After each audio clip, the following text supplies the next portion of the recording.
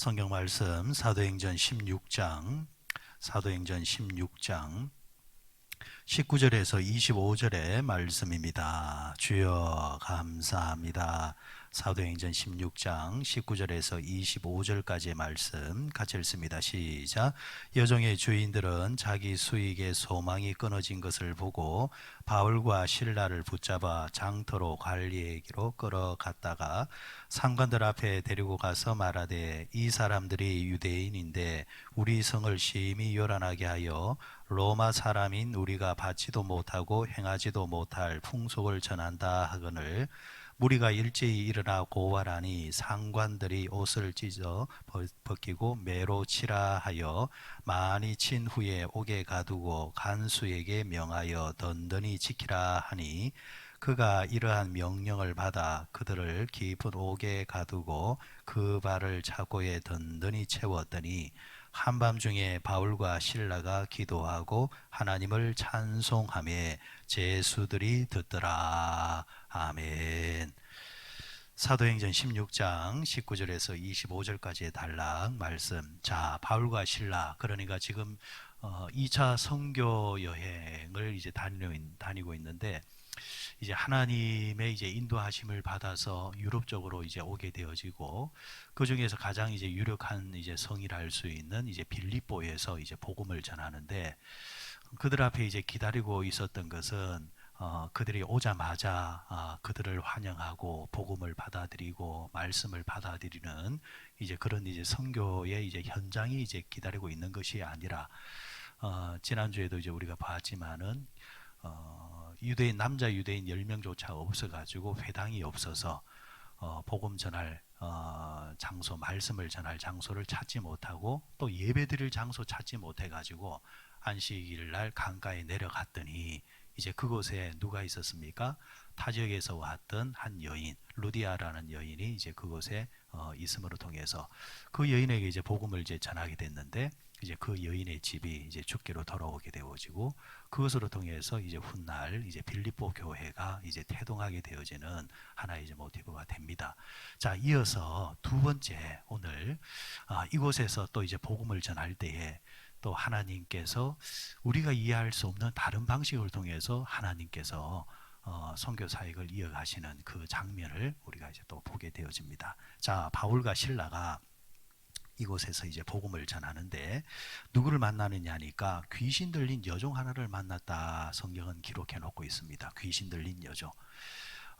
여러분, 세상에는 영이 세 개의 영이라 있다 했습니다. 하나님의 영이 있고 사람의 영이 있고 귀신의 영이 있는데, 하나님께 붙들림 바 되지 아니하는 사람은 결국은 귀신에 붙들릴 수밖에 없는데, 귀신에 붙들린 사람은 사람의 힘으로는 벗어날 재간이 없습니다. 사람의 영보다도 귀신의 영이 월등하기 때문입니다. 다만 그 귀신의 영을 물리칠 수 있는 방법은 오직 하나, 하나님 영에 우리가 붙들림 받을 때에, 성령으로 우리가 충만함을 받을 때에 귀신은 하나님의 영을 알아봅니다. 그래서 하나님의 영으로 충만하는 사람이 선포할 때에 그들은 그 사람이 무서운 것이 아니라 그가 선포하는 예수의 이름이 두렵기 때문에 그 말을 듣고 도망갈 수밖에 없다. 자, 이 마을에는 귀신 들린 여종 하나가 점을 치며 살고 있었는데, 여종이라 했습니다. 그러니까 그 주인이 있단 말이죠. 그러니까 주인이 이 여인을 가지고 돈놀이를 지금 하고 있는 겁니다. 이 여종이 이제 점을 치게 되어지면은 그 점의 대가를 이제 주인이 이제 받아 누리는데, 그게 쏠쏠했단 말이죠.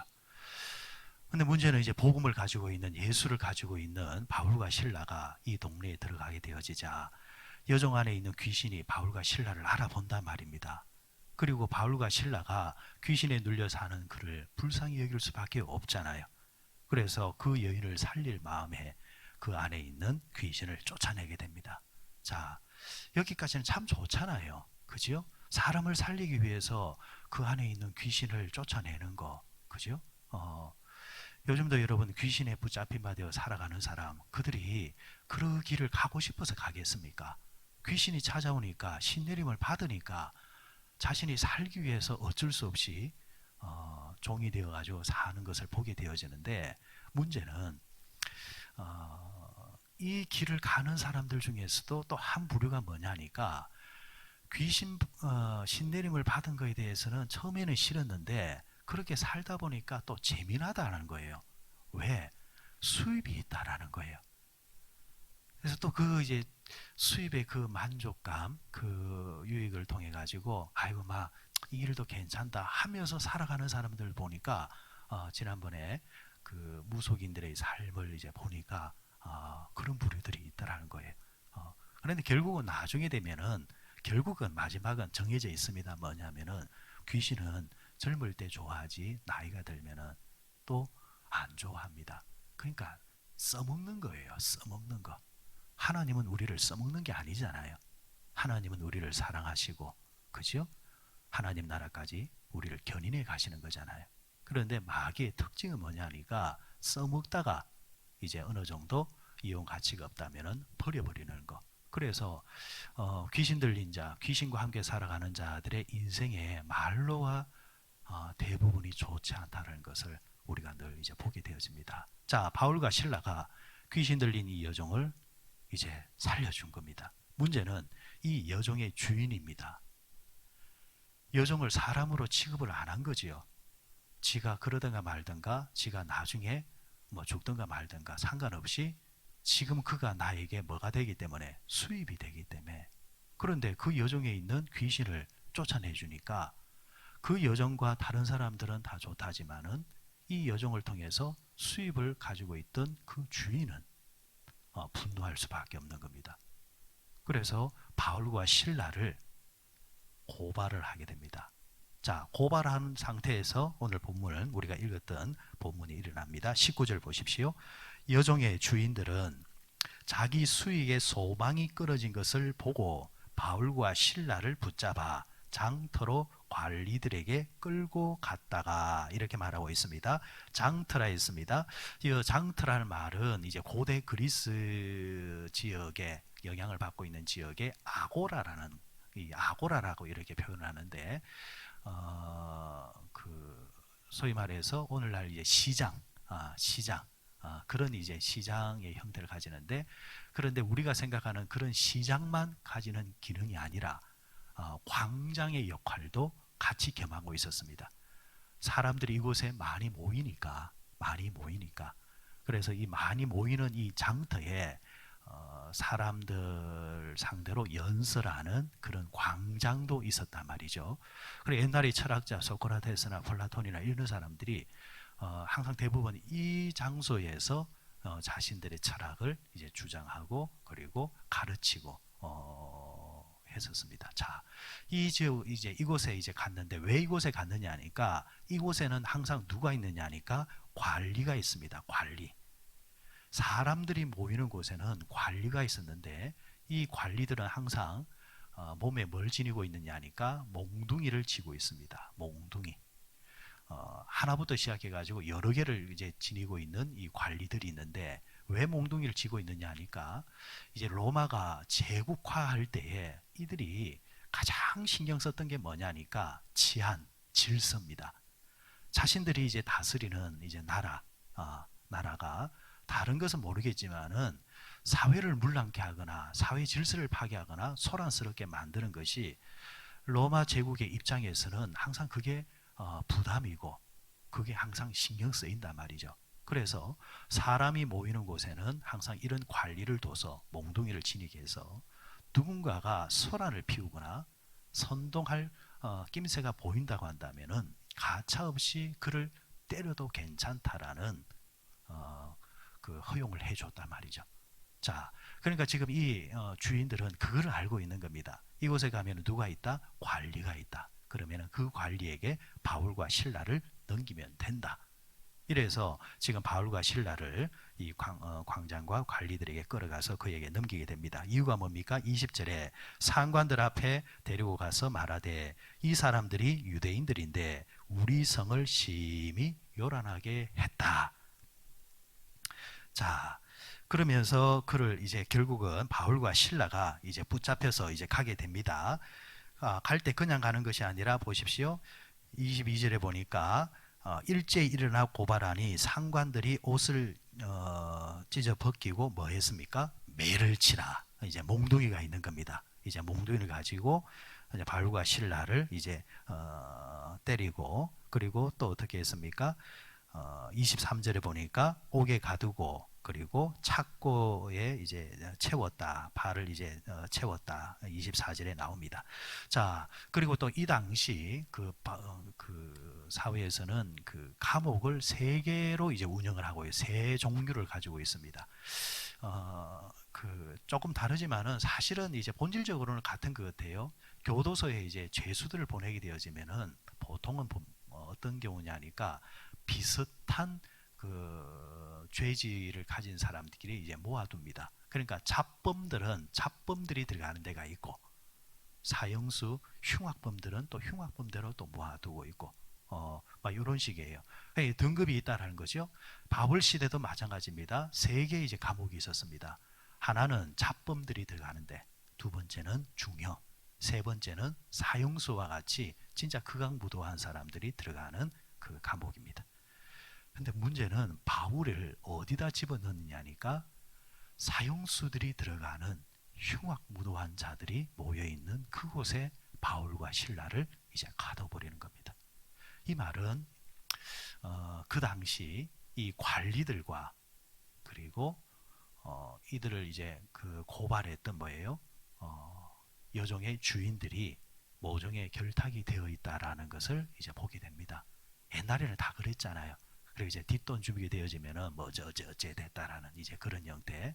그냥 그만큼 지금 여종의 주인이 더 이상 이 여종을 통해서 수입을 얻을 수 없고, 그 원인을 제공했던 바울과 신라에 대해서 지금 분노하고 있다라고 우리가 보시면 되시겠습니다. 자, 여기까지가 지금 바울과 신라가 감옥에 들어간 이야기고 내용입니다.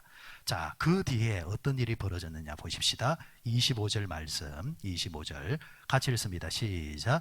한밤중에 바울과 신라가 기도하고 하나님을 찬송하며 죄수들이 듣더라. 아멘. 한밤중에 바울과 신라가 기도하고 찬송했다.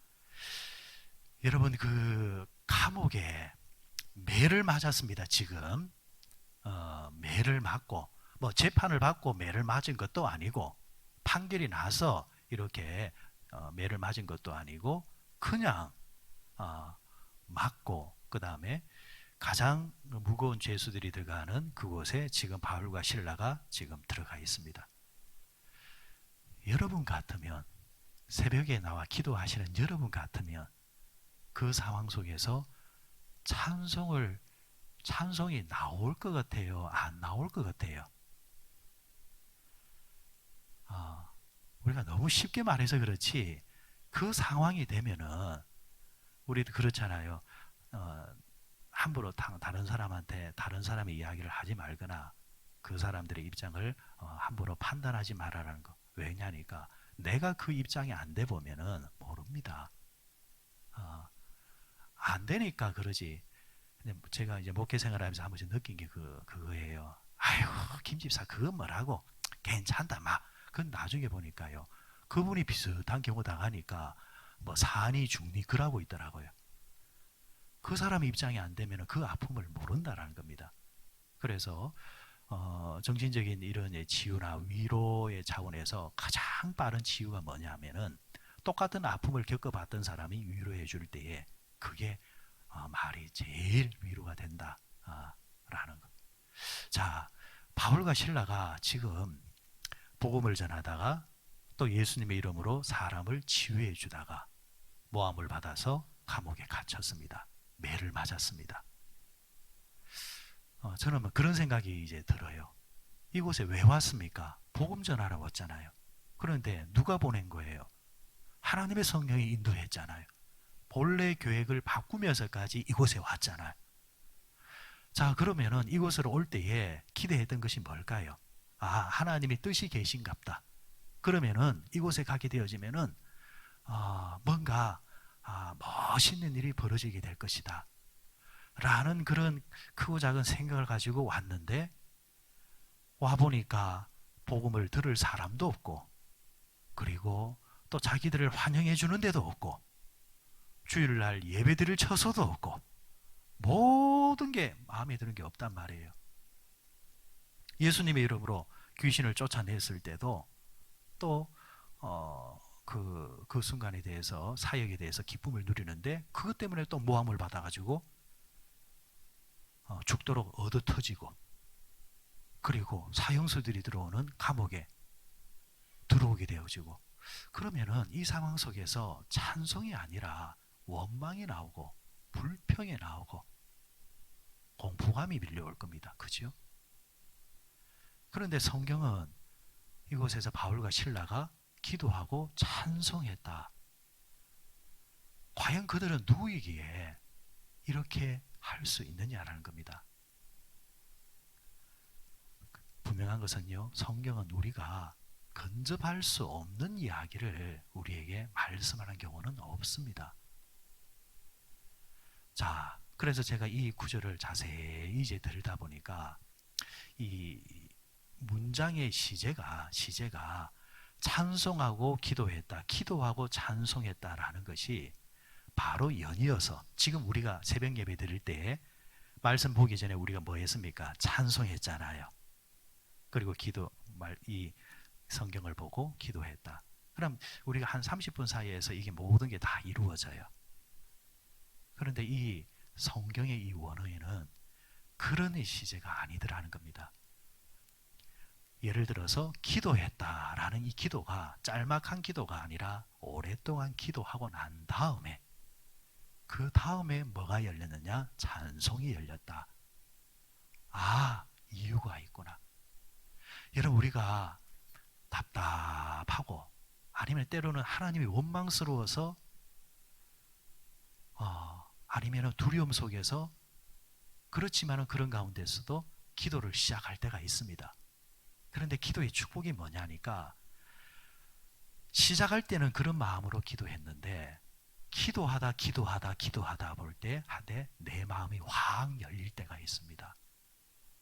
나는 저 사람이 미워가지고 기도를 시작했는데 기도하는 가운데서 하나님이 용서의 마음을 주실 때가 있습니다. 희망이라고는 없다 생각해서 푸념적으로 기도를 시작했는데 기도하는 가운데서 하나님이 내 안에 희망을 불어넣어 주실 때가 있습니다. 그러면은 기도가 끝날 즈음 되면은 그래 다시 한번 더 해보자. 하나님이 나와 함께 하시고 내가 이렇게 기도했는데 하나님이 역사 안 하시겠느냐. 그분과의 영적인 교통을 통해서 새로운 힘이 다시금 온다는 거죠. 그래서 성경은 우리가 그래서 쉬지 말고 기도해라.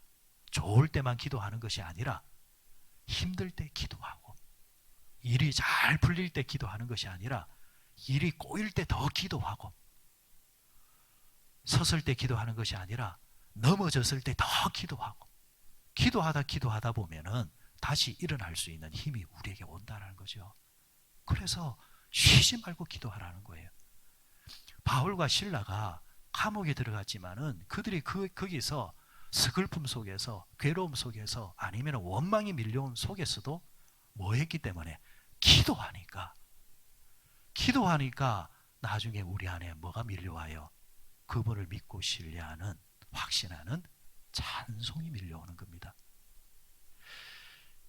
여러분 사무엘상 1장에 보면은 누구 이야기로 시작합니까? 한나의 이야기. 그죠? 한나의 이야기. 한나가 엘리가 일하고 있는 섬기고 있는 그 성전에 올라갔잖아요. 올라갈 때에 그가 처음에는 어떻게 올라간 겁니까? 자식이 없어서 무자해서 그죠? 서러워서 집안에 있는 후처를 통해서 서러움을 당하니까 너무 분노하고 괴로워서 나는 이게 뭐야 하면서 갈 데는 없고 그래서 성전에 올라가서 그곳에서 기도했는데 그 기도가 어떤 기도겠습니까? 참 서러운 기도, 그죠? 그런데 그렇게 이제 서러운 기도를 하는데 엘리가 보더라도 제가 술 먹고 술 조장하나 싶을 정도로 그 정도로 그렇게 그런 모습을 취하면서 기도했단 말이죠. 정상적인 모습으로 안 보였단 말이에요. 그런데 여러분 아시다시피 기도하는 가운데서 한나가 뭐예요? 확신을 얻잖아요. 엘리 제사장의 그 무능력한 제사장이지만은 자기가 한 말이 그죠? 너무 미안하니까 네가 자식을 얻을 것이다. 너 그러지 마라. 그러니까 그 말을 듣고 용기 내어서 다시 내려옵니다. 그리고 결국 그가 뭐예요? 자식을 얻잖아요. 자, 이 대목에서 보십시오. 한나가 서러움 속에 기도했지만 기도하는 가운데서 뭐예요? 하나님과 마음이 통하는 겁니다. 이 성도가 기도할 때에 누리는 최고의 축복이 바로 이겁니다. 기도하는 가운데서 하나님과 내 마음이 통하고 연결되고 거기서 답을 얻고 현실과 상황은 달라진 것 하나 없지만 내가 달라지니까 내 마음이 달라지니까 결국에는 세상도 달라지게 되더라. 이게 기도의 역사입니다. 오늘 본문이 딱 그와 같다라는 거예요. 서러움 속에 도대체 이게 뭘까? 왜 우리가 맞아야 될까? 왜 고향 떠나와서 이렇게 고생을 하면서 복음 때문에 이렇게 고난을 받아야 되는가? 그런 마음으로 기도를 시작했지만 기도하는 가운데서 그 마음이 하나님과 연결되어지자 그래, 하나님의 뜻이 있지. 그래, 앞서도 봐라.